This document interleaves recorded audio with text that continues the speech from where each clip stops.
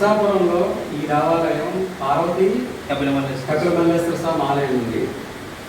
ఈ నరసాపురంలో యాక్చువల్గా బ్రిటిష్ వారు ఇక్కడ నరసాపురంలో అప్పట్లో 800 సంవత్సరాల క్రితం బ్రిటిష్ వారు ఇది ఈ ఓడరేవు నుంచి వీళ్ళ సరుకుల ఉండి తీసుకురావడం వ్యాపార నిమిత్తం బ్రిటిష్ వారు ఇక్కడికి వచ్చారు. ఇది యాక్చువల్గా నరసాపురం అనేది పురాతనమైనది బాగా ఎప్పటిదే. ఈ ఆలయం కపిలమల్లేశ్వర స్వామి ఆలయం స్థల పురాణం ఒక్కసారి మా జీటీవీ ప్రేక్షకులకు వివరించండి.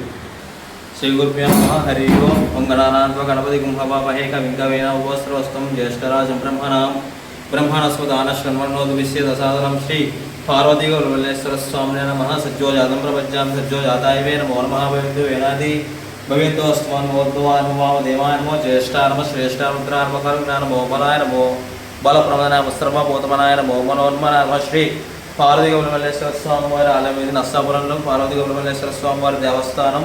ఈ స్వామివారు 1173 సంవత్సరంలో శ్రీ కపిలమల్లేశ్వర స్వామి వారి చేత ప్రతిష్ఠించబడిన స్వామివారు.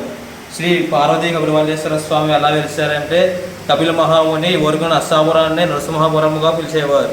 నరసింహపురం పిలిచిగా సముద్ర దేవతడు ఆగ్రహించి నరసాపురం మీద ఆగ్రహించి ఆ స్వామివారు నరసాపురం మొత్తం వ్యాపించేవారు.